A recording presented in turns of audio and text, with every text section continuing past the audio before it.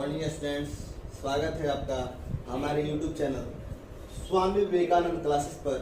मैं रवि प्रकाश। आज हमारा दूसरा दिन है। हमारा एक आज का जो चैप्टर है अंक प्रणाली है। हमने अपने कल के वीडियो में पढ़ा था पार्ट 1 अंक प्रणाली का है पार्ट 1। आज हम पढ़ेंगे बाबू पार्ट 2। तो चलिए कुछ रिवीजन कर लेते हैं पार्ट 1 के बारे में। तो हम लोगों ने कल पढ़ा था अंक प्रणाली को लिखने पढ़ने एवं समझने की दो विधि है। कौन कौन? तो भारतीय गणना प्रणाली और दूसरा अंतर्राष्ट्रीय गणना प्रणाली। तो वो भारतीय गणना प्रणाली को हिंदू अरबी प्रणाली भी कहते हैं और अंतर्राष्ट्रीय गणना प्रणाली को ब्रिटिश प्रणाली भी कहते हैं। ये पॉइंट हो गया। और जो अंतर्राष्ट्रीय गणना प्रणाली है ये सबसे अधिक विश्व वाली भाषा है। अंतर्राष्ट्रीय गणना प्रणाली, ये जो भारतीय गणना प्रणाली है ये भारत में बोली जाती है और जो अंतर्राष्ट्रीय गणना प्रणाली है वो पूरे विश्व में विख्यात है। तो आइए आज हम जानते हैं कि आज हम क्या पढ़ेंगे। तो आज हम पढ़ेंगे बाबू कि निम्न संख्याओं को किस संख्या को क्या कहते हैं, वही आज के वीडियो में वही पढ़ेंगे। यही तो पहला है हमारा पॉइंट बाबू, प्राकृत संख्या। प्राकृत संख्याएं, नेचुरल नंबर्स। नेचुरल नंबर्स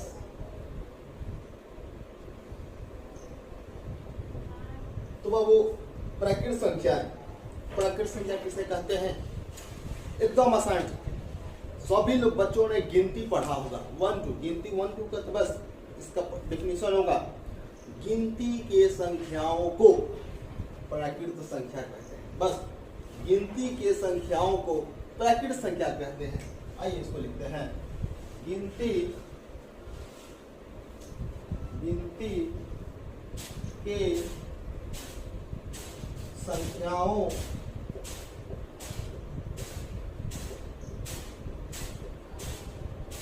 को प्राकृत संख्या कहते हैं।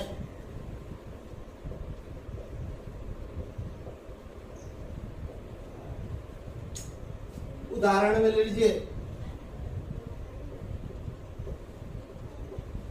तो गिनती की संख्या बाबू शुरू किससे होती है? तो 1 से। 1 2 3 4 5 1 2 3 4 5 6 बहुत सारे। कहां तक? अनंत तक। इसका कोई अंत ना, वहां तक। तो प्राकृत संख्या क्या क्या हो गया बाबू? गिनती के संख्याओं को प्राकृत संख्या कहते हैं। दूसरा पॉइंट है पूर्ण संख्या।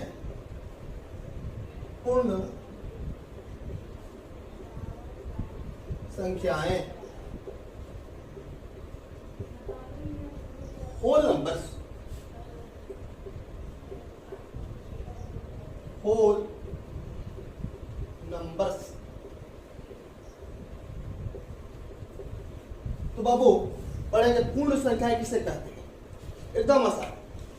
प्राकृत संख्या का क्या होता है कि गिनती के संख्याओं को प्राकृत संख्या कहते हैं। और पूर्ण संख्या क्या होती है कि गिनती के संख्याओं में सिर्फ जीरो को, शून्य को शामिल कर लेने से वह संख्या पूर्ण संख्या कहलाती है। यानी इसका क्या लिखेंगे कि गिनती के संख्याओं में शून्य को शामिल करने से वह संख्या पूर्ण संख्या कहलाती है। चाहे ये भी लिख सकते हैं कि प्राकृत संख्याओं में शून्य को शामिल करने से वह संख्या पूर्ण संख्या कहलाती है। आइए लिखते हैं कि गिनती के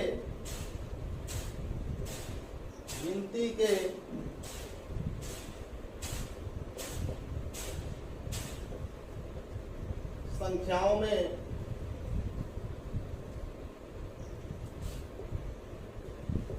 जीरो, इसको क्या बोलते हैं? शून्य को शामिल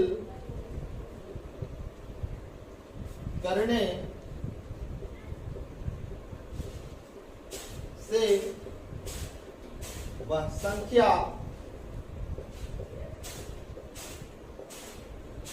पूर्ण संख्या कहलाती है। पूर्ण संख्या कहलाती है।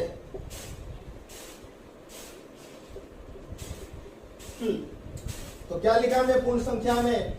गिनती के संख्याओं में जीरो शून्य को शामिल कर लेने से वह संख्या पूर्ण संख्या कहलाती है। उदाहरण में इसका लिखिए,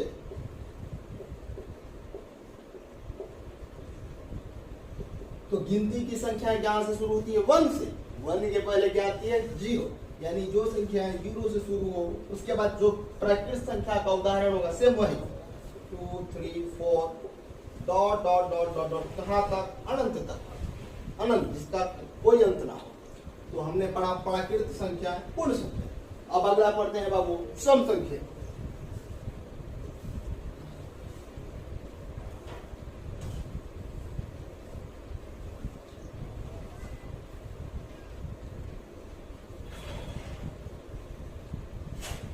सम संख्या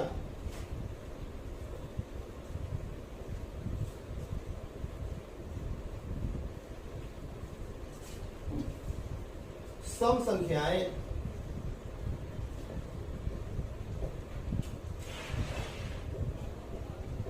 सम संख्याएं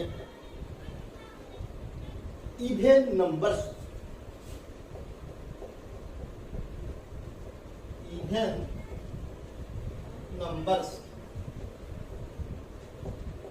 तो बाबू सम संख्या किसे कहते हैं? आइए जानते हैं। तो सम संख्या वे सभी संख्याएं जो 2 से विभाज्य हो उसे सम संख्या कहते हैं। विभाज्य में क्या? यानी 2 के पहला में हो वह संख्या सम संख्या कहलाती है। लिखते हैं कि वे संख्याएं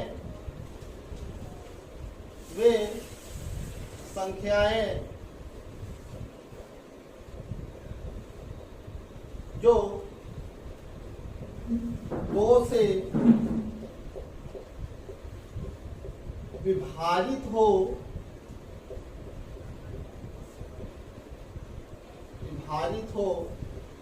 उसे सम संख्या कहते हैं। उसे सम संख्या कहते हैं। हाँ, तो सम संख्या किसे कहते हैं? तो वे संख्याएं जो 2 से विभाजित हो उसे सम संख्या कहते हैं। या इसका और एक और डिफिनेशन हो सकता है कि जिस संख्या के तो 2 से विभाजित हो, तो 2 से विभाजिता का क्या नियम होगा बाबू? तो वे संख्याएं जिसके अंत में या इकाई के स्थान पर 0, 2, 4, 6 तथा 8 हो वे संख्याएं सम संख्या कहलाती है। ये भी लिख लेंगे बाबू। या वे संख्याएं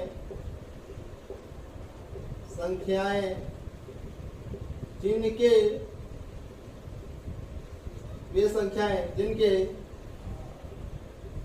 इकाई के स्थान पर 0, 2, 4, 6 तथा 8 हो वे संख्या सम संख्या कहलाती है। वे संख्या सम संख्या कहलाती है।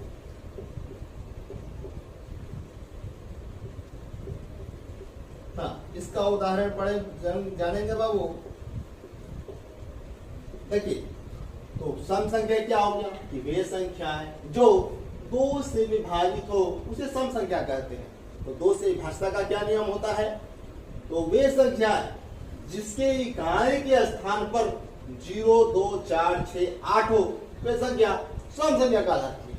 मान लीजिए बाबू कितनी भी बड़ी संख्या हो, हमको केवल हमारे इकाई के स्थान पर यानी संख्या के अंत में, इकाई किसको बोलते हैं? इसको इसको इकाई, दहाई, सैकड़ा, हजार। तो इकाई का स्थान खाली देखना है, तो ये 0, 2, 4, 6, 8 हो। बस जिस संख्या के अंत में 0, 2, 4, 6, 8 हो वे संख्या सम संख्या कहलाती है। ये हो गया, ये हो गया, हाँ इटीसी इत्यादि। ये अब पढ़ेंगे बाबू विषम संख्या। सम संख्या हो गया, अब पढ़ेंगे विषम संख्या।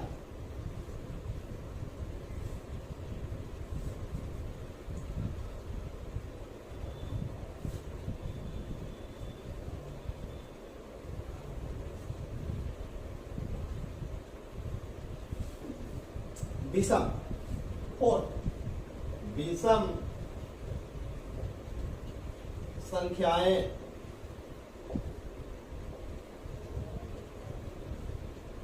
Odd numbers, odd numbers.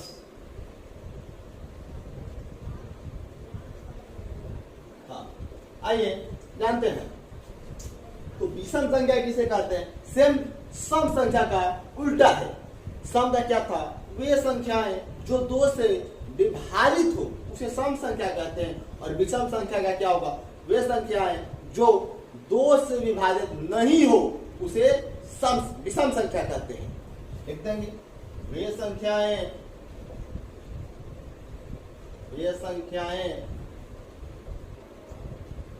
जो 2 से विभाजित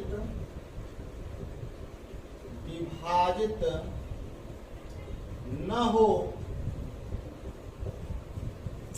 उसे विषम संख्या कहते हैं। विषम संख्या कहते हैं। तो क्या विषम संख्या?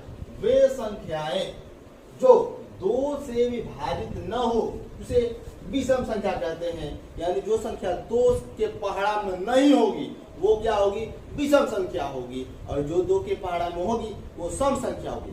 या एक और डेफिनेशन इसको याद कर लीजिएगा कि वे संख्याएं जिसके इकाई के स्थान पर या संख्या के अंत में 0, 2, 4, 6 तथा 8 न हो उसे विषम संख्या कहते हैं। उदाहरण लिखिए इसका। उदाहरण यानी 0, 2, 4, 6, 8 अंत में नहीं होना चाहिए, वो संख्या हो जाएगा विषम संख्या। तो 541, 247, 333 इत्यादि।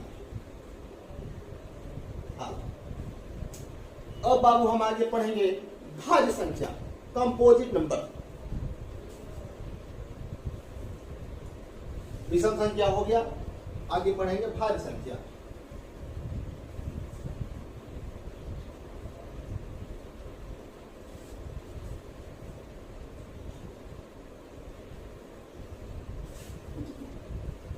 नंबर 5 भाज्य संख्याएं।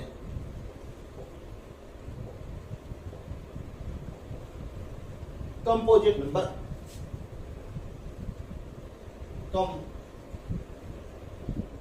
Composite number. हाँ आइए भाज्य संख्या जानते हैं। तो इसका देखिए वे संख्याएं जो, बताइए पहले हमें कि बाबू कोई भी संख्या होगी, कोई भी संख्या होगी तो वो यदि किसी पहाड़ा में नहीं भी होगी तो कम से कम 1 के पहाड़ा में होगी और स्वयं के पहाड़ा में भी। कोई ऐसी संख्या नहीं है जो 1 के पहाड़ा में नहीं है। 2 भी है, 3 भी है, 4, 5, 6, 7 सभी संख्याएं 1 के पहाड़ा में होती है और सभी संख्याएं स्वयं के पहाड़ा में होती है। जैसे 2 है तो 1 के पहाड़ा में है और स्वयं के पहाड़ा में है 2, 3 तो 1 के पहाड़ा में है और स्वयं के पहाड़ा में है 3। तो आइए समझते हैं कि भाज्य संख्या किसे कहते हैं। तो वे संख्याएं जो 1 या अपने स्वयं के अलावा किसी दूसरी संख्या से भी विभाज्य हो जाए उसे भाज्य संख्या कहते हैं। या एक और हल्का ट्रिक याद करने का बताते रहे हैं कि वे संख्याएं जो एक या अपने स्वयं के अलावा किसी दूसरे संख्या के भी पहाड़ा में हो उसे क्या कहते हैं? भाज्य संख्या कहते हैं। आइए लिखते हैं कि वे संख्याएं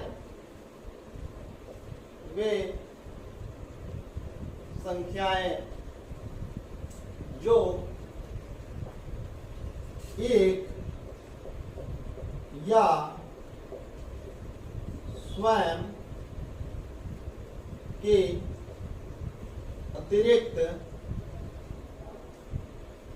अतिरिक्त किसी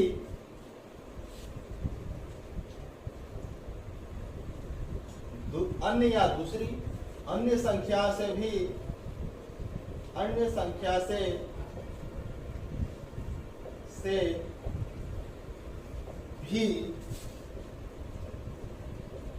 विभाज्य हो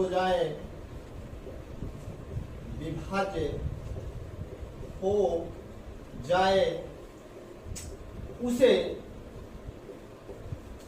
भाज्य संख्या कहते हैं, कंपोजिट नंबर कहते हैं, भाज्य संख्या कहते हैं। तो क्या भाज्य संख्या? कि वे संख्याएं जो एक या स्वयं के अतिरिक्त किसी अन्य संख्या से भी विभाज्य हो जाए उसे भाज्य संख्या कहते हैं। तो आइए उदाहरण में समझते हैं। एक बाबू आप नोट में लिख लीजिएगा कि एक न तो भाज्य संख्या है न ही अभाज्य संख्या है। जो 1 होती है 1 बाबू न तो भाज्य संख्या है न ही अभाज्य संख्या है। इसको याद रखिएगा। एक के छोड़कर ही हम भाज्य और अभाज्य को डिवाइड करेंगे। तो देखिए हम कैसे इसका उदाहरण समझेंगे। मान लीजिए कि आप 1 को छोड़ दीजिए, 2 से लिखे 2, 3, 4, 5, 6 संख्या 8, 10 लिख लीजिए समझने के लिए। 10, 11, 12, 13, 14 चलिए। अब बताइए 2 जो है ये किसके पहाड़ा में है?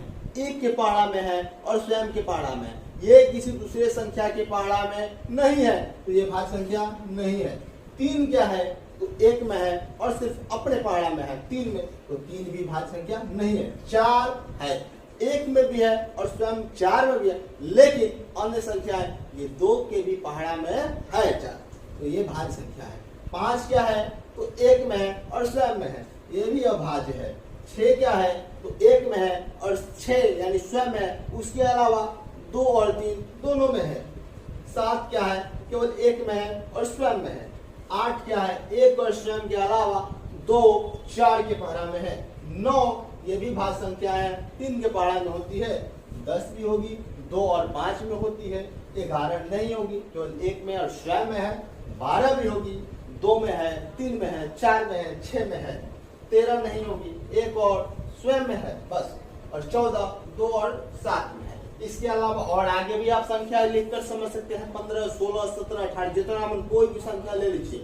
ठीक, तो आइए इसमें से जिसमें सही माना गया है उसको लिख लेते हैं। 4, 6, 8, 9, 10, 12, 14, 15 भी होगी। 1 में और 15 के अलावा 3 और 5 के पहाड़ा में है। बहुत सारी 16 होगी, 17 नहीं होगी, 18 होगी, 19 में होगी, 20 होगी, 21 होगी, 21 इसमें है, 3 में है, 7 में है, 22 भी, 88। ऐसी बहुत सारी संख्याएं हैं जो एक या स्वयं के अलावा दूसरे संख्या के भी पहाड़ा में है। तो आइए ये हो गया हमारा भाज्य संख्या। आगे पढ़ेंगे अभाज्य संख्या।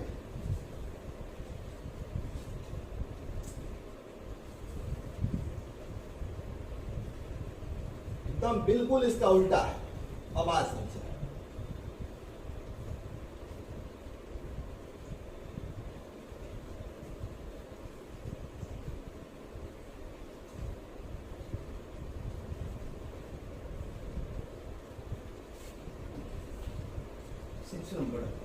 अभाज्य संख्या।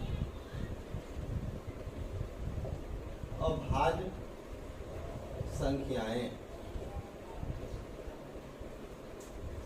प्राइम नंबर्स, प्राइम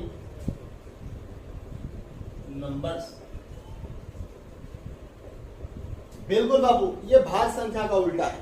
भाज्य में क्या था कि वे संख्याएं जो एक या स्वयं के अलावा किसी दूसरी संख्या से भी विभाज्य हो, वो संख्या भाज्य संख्या कहलाती है।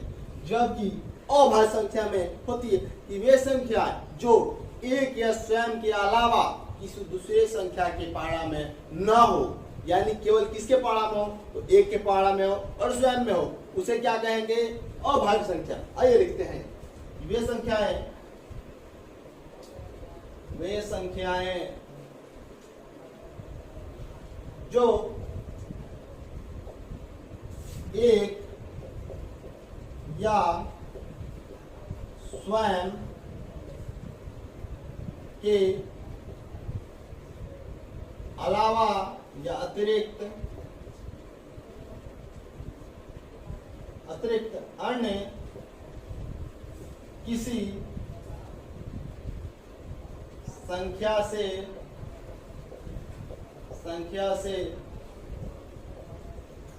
विभाज्य ना हो, विभाज्य या विभक्त ना हो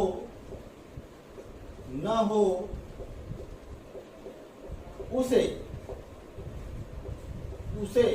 वे संख्याएं जो एक या स्वयं के अतिरिक्त अन्य किसी संख्या से विभाज्य ना हो, उसे अभाज्य संख्या कहते हैं। अभाज्य संख्या कहते हैं। आइए इसकी उदाहरण समझते हैं। क्या हो गया अभाज्य संख्या कि वे संख्या है जो एक या स्वयं, यानी कोई भी संख्या होगी तो एक में होगी और नहीं तो अपने पाड़ा में होगी, वैसी संख्या को अभाज्य संख्या कहते हैं बाबू। सेम उसी संख्या को, वे संख्या जो एक या स्वयं के अतिरिक्त अन्य किसी संख्या से भी विभाज्य न हो, यानी अपने पहाड़ा में हो और एक के पहाड़ा के अलावा और किसी दूसरे संख्या के पहाड़ा में न हो, उसे क्या कहते हैं, अभाज्य संख्या। मैं फिर से एक नोट याद करवा रहा हूं, एक न तो भाज्य संख्या है और न ही अभाज्य संख्या है।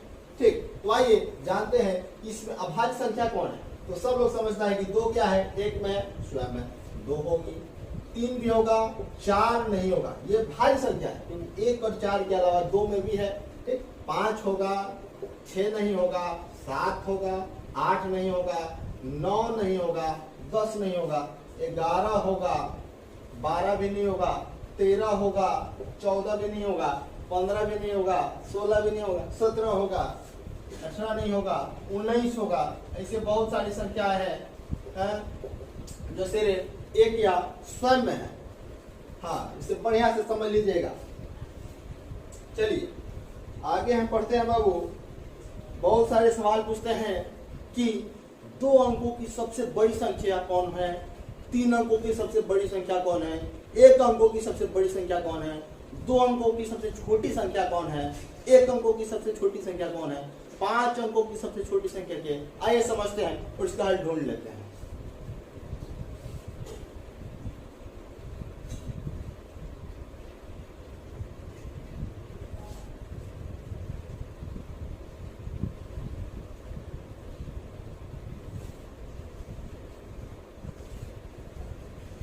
जैसे सवाल पूछता है बाबू, इसमें हम पढ़ेंगे सबसे बड़ी संख्या एवं सबसे छोटी संख्या। मान लीजिए कहेगा आपसे कि 2 अंक, चाहे मान लीजिए एक ही अंक कहेगा, एक अंक की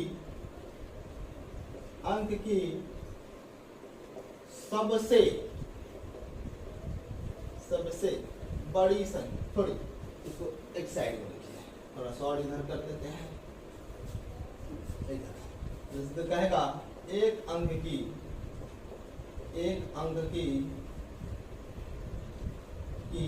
सबसे बड़ी संख्या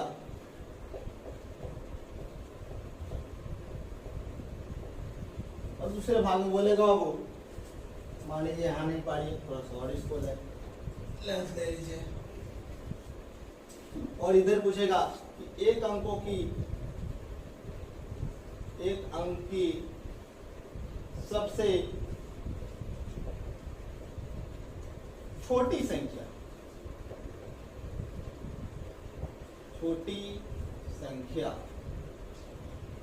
ठीक, तो आइए जानते हैं, यदि बाबू बड़ी संख्या की बात करेगी तो हम आएंगे 9 पर। 9 एक अंक की सबसे बड़ी संख्या है, और यदि एक अंक की सबसे छोटी संख्या की बात होगी तो वह संख्या है 1। समझे?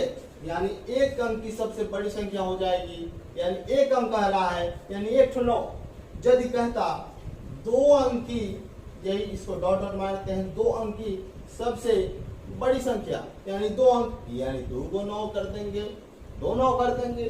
3 अंक की कहेगा बाबू, 3 अंक की सबसे बड़ी संख्या, तो 3 को 9 कर देंगे। कहेगा 5 अंक की सबसे बड़ी संख्या, तो 5 को 9 कर देंगे, 9 9 9 9 9 5 बार।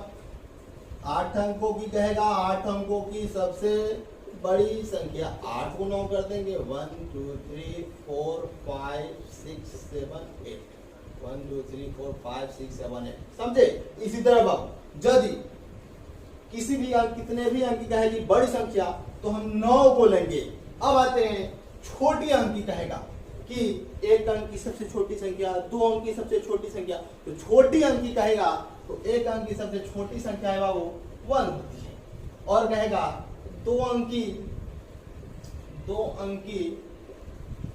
सबसे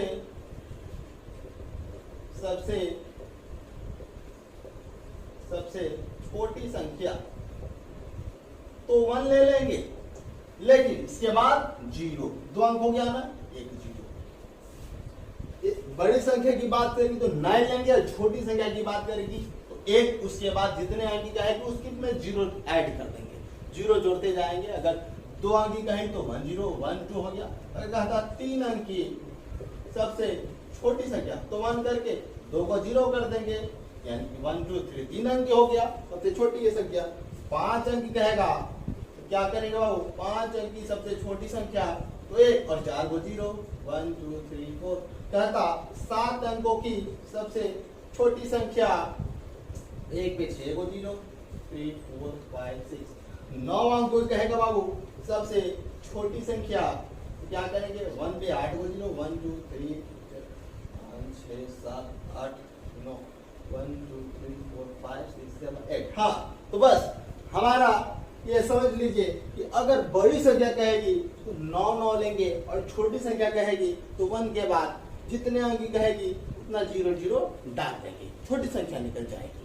तो बस आज के बाबू समय में, सिलेबस में हम इतना ही पढ़ाएंगे, और मिलते हैं अपने अंक प्रणाली के पार्ट अगले में। हमने आज पढ़ा पार्ट 2, कल पढ़ेंगे पार्ट